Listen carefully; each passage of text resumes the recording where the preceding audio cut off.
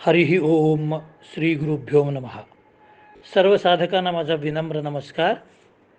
साधको, ग्रंथराज दासबोधामधल्या 5व्या दशकातला तिसरा समास आपण पाहतो आहोत. सत्शिष्य लक्षण. चांगल्या शिष्याची लक्षणं काय आहे हे या समासात समर्थाने सांगितले. थोडी आपण लक्षणं काल पाहिलेली आहेत.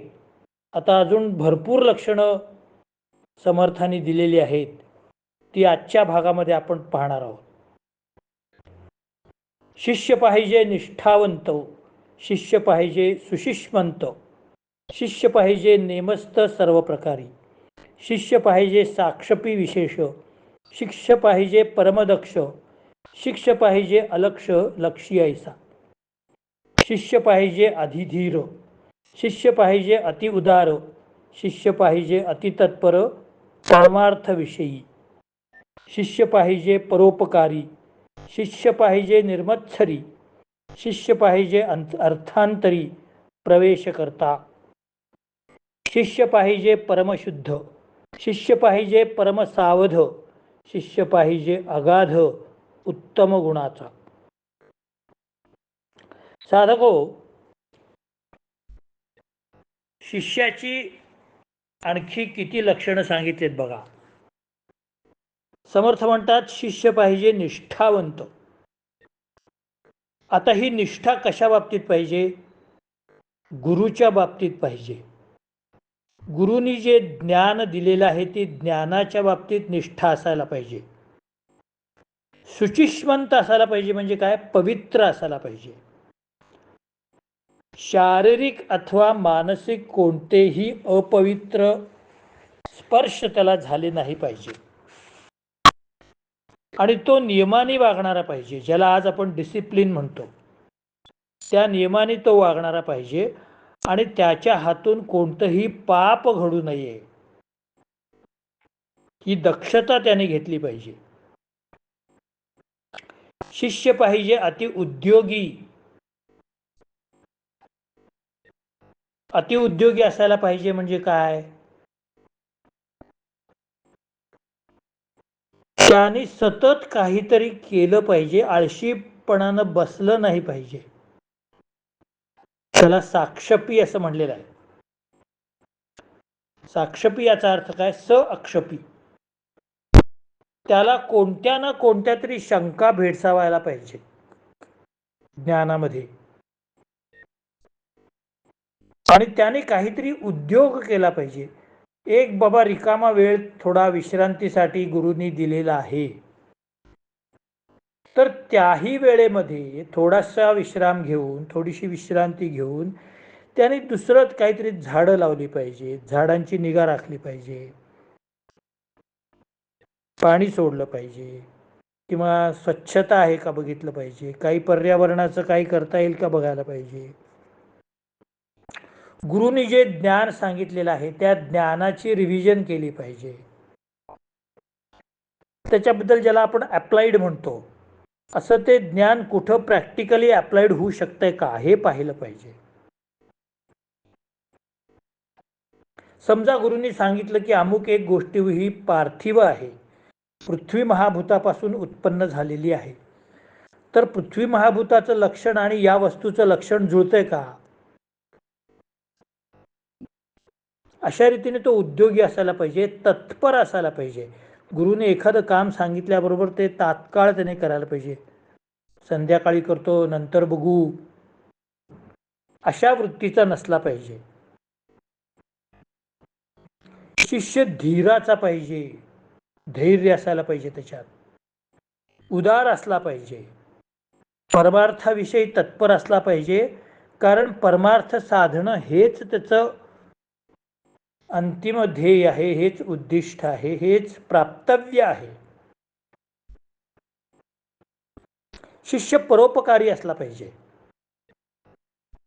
समजा दुसऱ्या शिष्याला, त्याच्याबरोबर शिकणाऱ्याला एखादा भाग समजलेला नाही, तर शिष्याने त्याला तत्पर समजावून सांगितलं पाहिजे, अरे बाबा हे असं आहे. ही तत्परता त्याच्या ठिकाणी असली पाहिजे. ही उपकार करण्याची वृत्ती असली पाहिजे. त्यानंतर त्याला मत्सर नसला पाहिजे. समजा एखादा शिष्य जास्त हुशार आहे त्याच्यापेक्षा, तर त्या शिष्याबद्दल ह्याला असूया असली, जेलसी नसायला पाहिजे, जशी दुर्योधनाला होती, जशी कर्णाला होती. द्रोणाचार्यांचा लाडका शिष्य अर्जुन होता. तो उत्तम धनुर्धर होता आणि सिन्सिअर होता.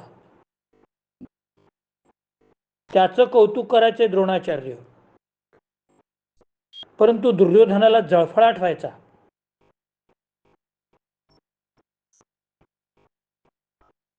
कर्णाला जळफळाट व्हायचा की द्रोणाचार्य गुरु नेहमी त्याचं कौतुक का करतात. दुसरी बाजू सांगतो. दुर्योधन आणि भीम दोघंही गदा युद्धाचं शिक्षण बलरामांकडे घेतलेले आहेत. वास्तविक दुर्योधन हा भीमापेक्षा गदा युद्धामध्ये श्रेष्ठ होता. तुम्हाला आश्चर्य वाटेल सांगितलं तर. दुर्योधन हा गदा युद्धामध्ये भीमापेक्षाही चांगले डावपेच खेळणारा होता. परंतु भीमाने कधीही त्याची असूया केली नाही, त्याच्याबद्दल त्यांनी मत्सर केला नाही. पण दुसरी बाजू अशी होती की भीम हा दुर्योधनापेक्षा जास्त शक्तिवान होता. भीम टोला बसला की माणूस उठायचंच नाही परत. त्या बाबतीत दुर्योधन भीमाचा मत्सर करत होता की माझ्यापेक्षा याचा टोला हा जबरदस्त लागतो. त्यांनी बलरामाकडे एक दिवस आपलं म्हणणं मांडलं की तुम्ही म्हणताय की मी दुर्योधना जो मी आहे तो मी भीमापेक्षा गदायुद्धाच्या डावपेचामध्ये श्रेष्ठ आहे असं तुम्ही म्हणता आहात. परंतु भीमाचा टोला मी जेव्हा त्याच्याबरोबर गदायुद्ध खेळतो त्यावेळेला त्याचा टोला एवढा जबरदस्त बसतो की मी सगळे डावपेच पुढचे विसरून जातो. याचं कारण काय. तेव्हा बलराम म्हणाले की तू गदायुद्धाच्या डावपेचामध्ये श्रेष्ठ आहेस यात वादच नाही, परंतु भीमाची शक्ती अचाट आहे, त्याची बरोबरी तू करू शकणार नाहीस. कारण त्यांनी जी कमावलेली शक्ती आहे आणि त्याचा जो आहार आहे तो जर तू पाहिलास आणि तो शक्ती एकवटून प्रहार करतो ते तुला जमत नाही. त्यामुळं भीमाचा टोला एकदा बसला की मनुष्य उठत नाही. इतक्या वेदना असतात की तो सगळ्या गोष्टी विसरून जातो. यामुळे दुर्योधन भीमाचा मत्सर करत होता आणि मग त्याला त्यांनी विषाचे लाडू खायला घातले. असा शिष्य असू नये. शिष्य धाडसी असावा आणि निश्चयी असावा, कुठल्याही कन्फ्युजन असू नये त्याच्यामध्ये, धाडस करणारा असावा.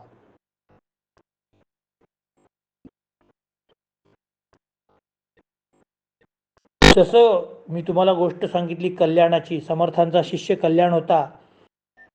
समर्थांची छाती उडाल्यानंतर त्याने सज्जनगडावरून उडी मारली. माझं पुढं काय होईल हा विचारच केला नाही त्याने. एवढी खाली दरी आहे, छाती पकडली त्याने, हवेत उडालेली. समर्थांना दुसरी छाती मिळवणं अशक्य होतं का. नाही. पण गुरूंसाठी धाडस करायचं हे शिष्याच्या मनात. अर्थात नंतर तो एवढा खोल दरीत पडला तरी सुद्धा अलगद पिसासारखा पडला, त्याला काहीही झालं नाही. कारण त्याचे गुरु समर्थ होते, त्याला वाचवायला समर्थ होते, खऱ्या अर्थाने समर्थ होते. शिष्य सात्विक असला पाहिजे, सत्वगुण त्याच्यामध्ये असला पाहिजे, बुद्धिमान असला पाहिजे, नम्र असला पाहिजे. परमार्थाचं ज्ञान कसं वाढवता येईल याच्याकडे त्याचं लक्ष पाहिजे. एक गोष्ट फार छान सांगितली यामध्ये समर्थाने. शिष्य हा एकाच वेळी स्वतंत्र सुद्धा असला पाहिजे आणि अनेकांचा मित्र सुद्धा असला पाहिजे. बघा हा, समर्थ काय सांगतात.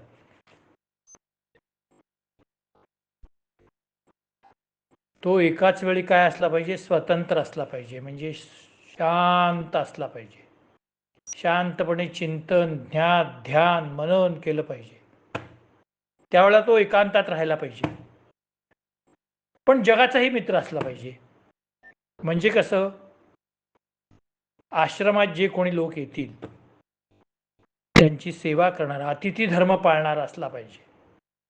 अनेक लोक येत असतात आश्रमात.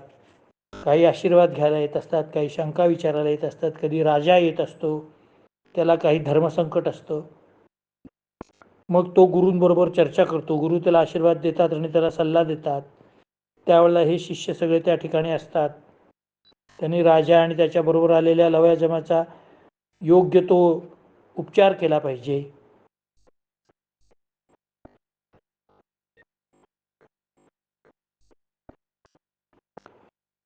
शिष्य अभ्यासू असला पाहिजे आणि सद्गुरूची सेवा करणारा असला पाहिजे.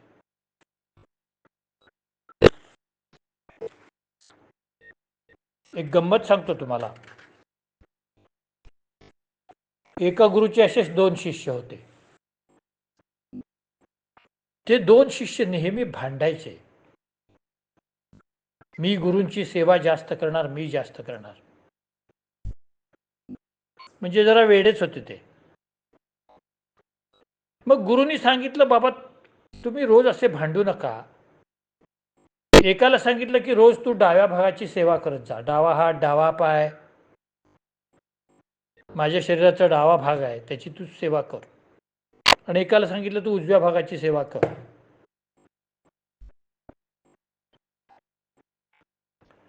बरं, त्याप्रमाणे ठरलं आणि मग ते करायला लागले. एक जण डावा पाय रगडायला लागला, डावा हात रगडायला लागला, डोक्याची डावी बाजूच फक्त रगडायची. दुसरा पण तसाच. त्यांनी फक्त उजवा पाय रगडायचा, उजवा हात रगडायचा, उजव्या बाजूचं पोट आहे ते चोळून द्यायचं, डोक्याचा उजवा भाग, उजवा डोळा, उजवा कान, त्याची निगा राखायची, उजव्या बाजूची मिशी, उजव्या बाजूची दाढी विंचरायची. एकदा काही कामाकरता उजव्या बाजूचा सेवा करणारा जो शिष्य होता त्याला गुरुनी परगावी पाठवलं. रात्र झाली, गुरूंची सेवा करण्याची वेळ झाली. डावा म्हणला, उजव्या बाजूचा शिष्य परगावी गेलाय, पण मी का उजव्या बाजूची सेवा करू, मी नाही करणार. डाव्या बाजूची त्यांनी सेवा केली. गुरु म्हणाले, अरे आज तू उजव्या बाजूची सेवा करणारा शिष्य नाही आहे, माझा उजवा पाय सुद्धा दुखतोय, मग तू सेवा कर. नाही म्हटला, मी नाही करणार, तो त्याचा भाग आहे. गुरुने तरी सांगितलं, अरे तसं नसतं, मी तुम्हाला एक सोय म्हणून अगोदर सांगितलं, पण तू पण उजवा भाग पाय रगडलास तर काही बिघडत नाही. तो शिष्य चिडलाच. त्यांनी एक काठी घेतली आणि गुरुच्या उजव्या पायावर प्रहार केला, जोरात हाणला. झालं, गुरुजी बिचारे कळवायला लागले. हे असे शिष्य. दुसऱ्या दिवशी हा आला उजव्या बाजूचा, बघतो तर गुरुंचा उजवा पाय सुचलाय. गुरुजी म्हणाला, असं कसं झालं, उजवा पाय कसा शिजला? तो म्हणला, काय सांगू बाबा, तू नव्हतास आणि त्यांनी मी डाव्या बाजूचा आहे म्हणून त्यांनी उजव्या बाजूवर प्रहार केला. हा, त्यांनी माझ्या बाजूच्या पायावर प्रहार केला? तो उजव्या बाजूचा शिष्य पण आला, त्यांनी एक काठी घेतली आणि त्यांनी डाव्या पायावर मारलं. झालं, दोन्ही पाय धरून बसले गुरुजी. हे असे मूर्ख शिष्य असू नयेत. त्यांच्यामध्ये सात्विकता असेल तर ते सत्शिष्य होतात. मग आता या सत्शिष्याला हे सगळं करून मिळणार काय आहे ते सांगतात. समर्थ म्हणतात, लागता सद्गुरु वचनपंथे जाले ब्रह्मांड पालते, तरी जयाच्या शुद्ध भावार्थे पालट न धरीजे. शरण सद्गुरुस गेले सत्शिष्य ऐशे निवडले, क्रिया पालटे झाले पावन ईश्वरी. ऐसा सद्भाव अंतरी तेची मुक्तेची वाटे करी, येर माईक वेशधारी सत्शिष्य. वाटे विषयांचे सुख परमार्थ संपादने लौकिक, देखो वेखी पढत मूर्ख शरण आले. झाली विषयी वृत्ती अनावर, दृढ धरिला संसार, परमार्थ चर्चेचा विस्तार मलिन झाला. अशा सत्शिष्याला काय मिळणार आहे?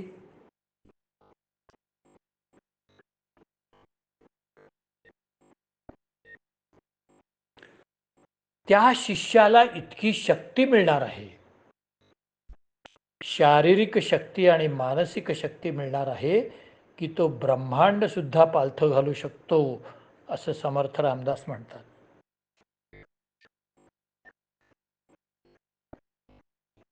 पृथ्वीला प्रदक्षिणा घाल म्हणलं तर तो हलू शकतो.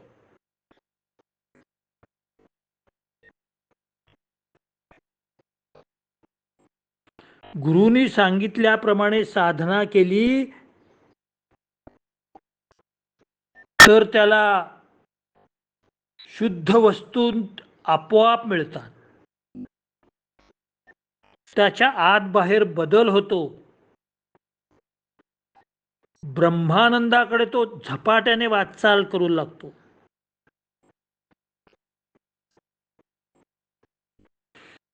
जसं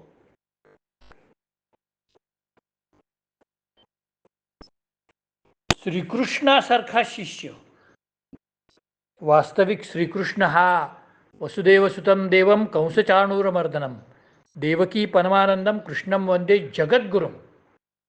ज्याला जगद्गुरु म्हटलेला आहे असा श्रीकृष्ण, ज्याला गुरुची गरजच नाही खरं म्हणजे, त्याने सुद्धा सांदीपनी ऋषींना गुरु केलं.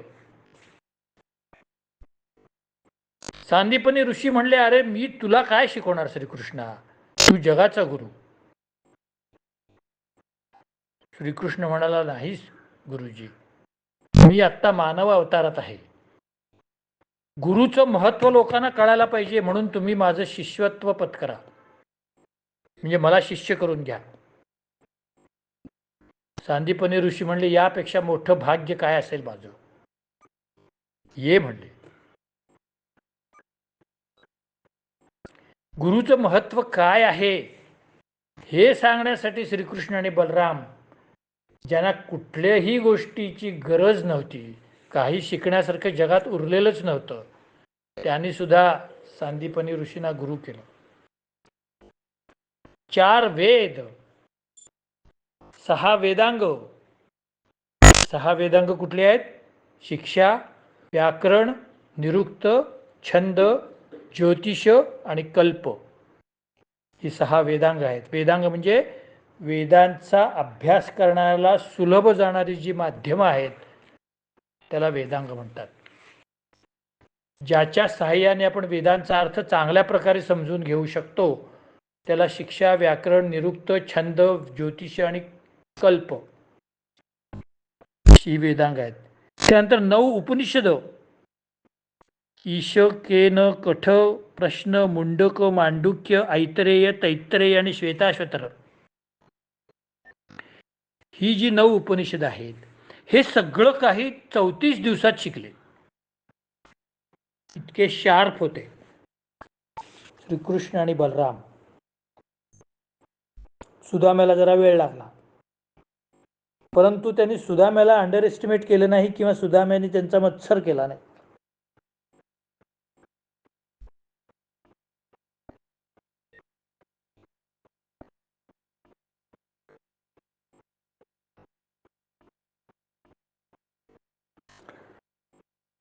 असा हा जो सत्शिष्य आहे तो खऱ्या अर्थाने ज्ञान संपादन केलेला आणि मोक्षाच्या मार्गाकडे वाटचाल करणारा असतो. कुणीतरी ढोंगी शिष्य येतात, स्वतःला सत्शिष्य म्हणतात, त्यांची लक्षणं त्यांनी समर्थाने सांगितलेली आहेत. एखादा पढत मूर्ख येतो, त्याची लक्षणं आपण बघितलेली आहेत. पढत मूर्ख काय असतो तो स्वतःला सत्शिष्य समजायला लागतो.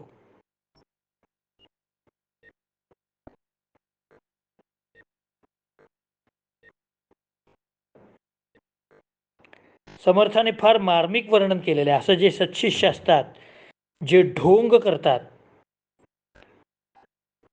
ते म्हणतात मूर्ख आणि मंदबुद्धीचा मनुष्य कधीही सत्शिष्य होऊ शकत नाही. कारण गाढवाला किंवा डुकराला जर चंदनाचा लेप लावला तर त्यांना त्याची काय किंमत असणार आहे.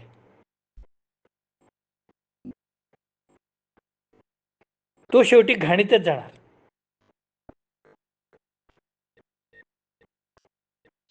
माकडाला जर सिंहासनावर बसवलं तर तो मरकट लीला सोडणार आहे का? नाही. कुत्र्याला जर उत्कृष्ट अन्न जरी खायला दिलं तरी ते शेवटी पुन्हा उकिरड्यावरच जाणार.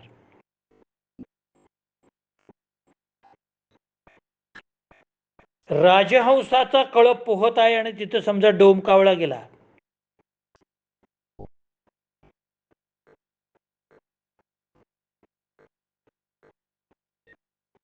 तर तो राजहंस होणार आहे का?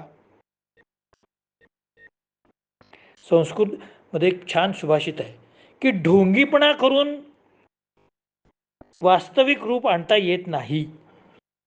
कुणी कितीही स्वतःला सत्शिष्य म्हणून घेतलं तर तो सत्शिष्य होऊ शकत नाही.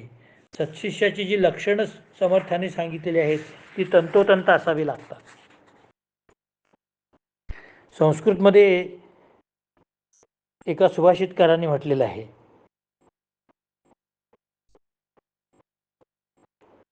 की कावळ्याने जरी कितीही शृंगार केला, एकैक रत्नम ग्रथितम मणिनहा तथापि काको नतुराजहंसहा. किती जरी अंगावर दागिने मणी वगैरे घातले, काकस्य गात्रम यदि कांचनस्य माणिक्यरत्नम यदि चंचू देशे. कावळ्याला जरी सोन्याचा लेप दिला, त्याच्या चोचीमध्ये माणिक जरी बसवलं, मण्याच्या माळा करून त्याला घातल्या, तथापि काको नतु राजहंसहा. तरी कावळा तो कावळाच, त्याचा राजहंस होऊ शकत नाही. वरवर जरी कितीही आपण दाखवलं की मी सत्शिष्य आहे, मी परमार्थाकडे चाललेलो आहे, तरी त्याच्या मनामध्ये प्रपंचाचा लोभ असतो, त्याच्या मनातले षड्रिपू जात नाहीत, मग तो सत्शिष्य होऊ शकत नाही.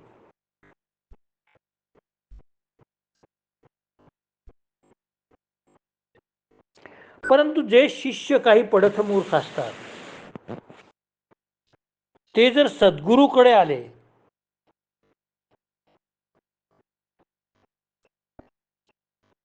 तर ते कदाचित सुधारू शकतात. आपल्याला कळत नाही हे ज्याला कळतं त्याला नंतर खूप कळतं. आपण अज्ञानी आहोत, गुरुनी सांगितल्याप्रमाणे आपल्याला ज्ञान संपादन करायचं आहे. आपण शहाणे आहोत असं म्हटलं की तिकडे अहंकार आला आणि मग संपलं, गुरुचं वचनाकडे दुर्लक्ष झालं. परमार्थाचं ढोंग करणारे काय करतात? देवळात जातात, बुक्का अंगारा अमुक तमुक लाल, इकडं लाल तिकडं पिवळं, हे इकडं लाल, सगळं अंगभर काय काय लावून घेतात, घंटा वाजवतात आणि देवळामध्ये लोळायला लागतात, गडबडा हा हा हा काहीतरी आवाज काढतात, अंगात आल्यासारखं दाखवतात, मी किती देव, माझ्या अंगात देव आलाय, माझ्या अंगात देव आलाय. आणि खुळी भाडी भोळी भाबडी त्याला नमस्कार करतात, त्याला प्रश्न विचारतात, पाऊस पडेल काय, माझं हे हरवलंय ते मिळेल काय.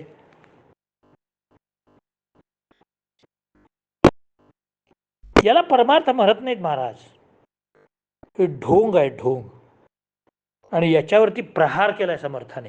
कारण त्या काळामध्ये असे अंगात देव येणारे देवऋषी वगैरे गोरगरीब लोकांना फसवत होते, म्हणून समर्थाने त्याच्यावर प्रहार केलेला आहे.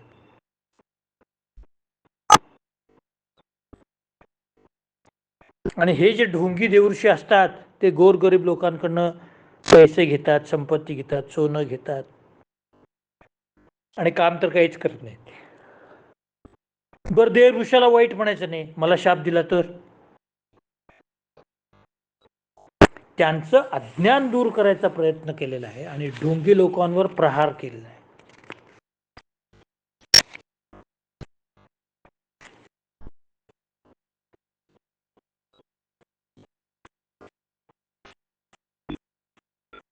मग शिष्याने कोणत्या अवगुण टाळायला पाहिजेत? एखाद्याला सत्शिष्य म्हणून मान्यता मिळाल्यानंतर त्यांनी पुन्हा स्वतःला बिघडू न देण्याची काळजी घेतली पाहिजे.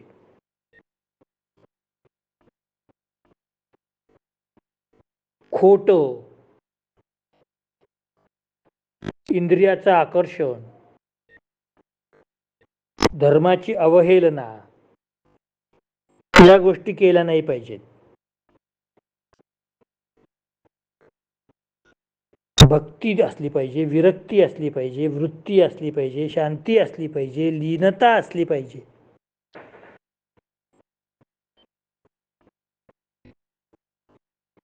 शुद्ध भाव असला पाहिजे.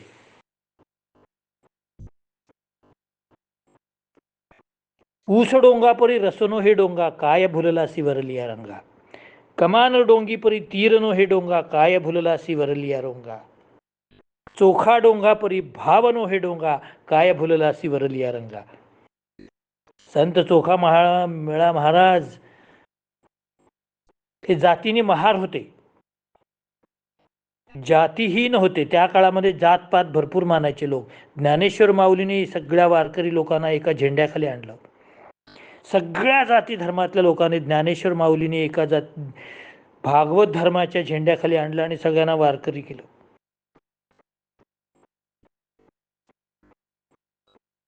तेव्हा चोखामेळा महाराज म्हणतात की मी वाकडा दिसतोय पण माझा भाव, माझा अंतःकरण वाकड नाही रे बाबांनो.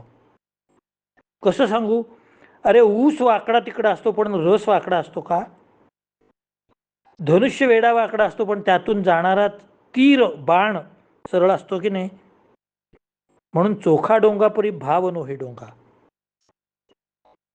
अशा माणसाला भगवंत प्रसन्न होतातच.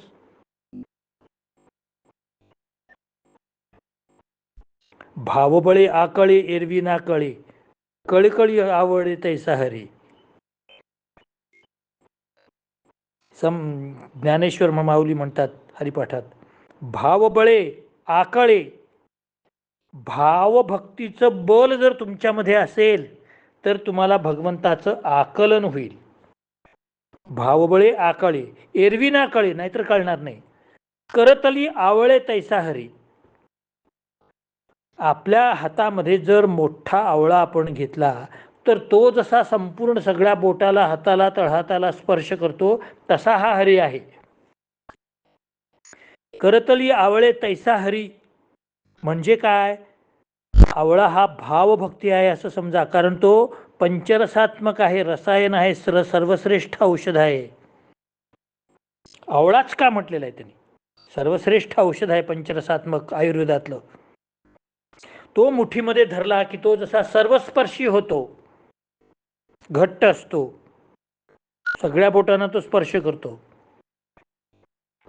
तसा भाव हा संपूर्ण शरीराला स्पर्श करणार आहे, मनाला स्पर्श करणार आहे आणि ईश्वराला स्पर्श करणार आहे.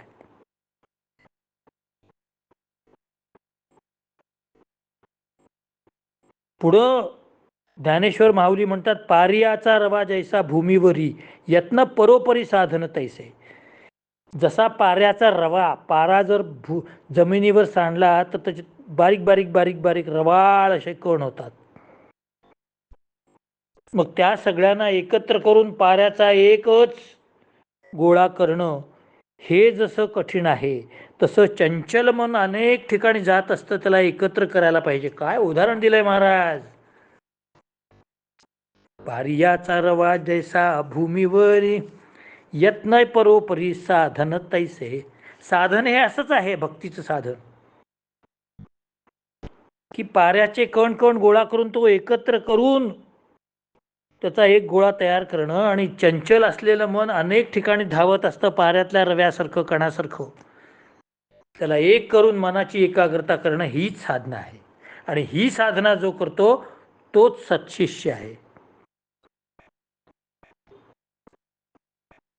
या ठिकाणी सत्शिष्याची लक्षणं संपलेली आहेत.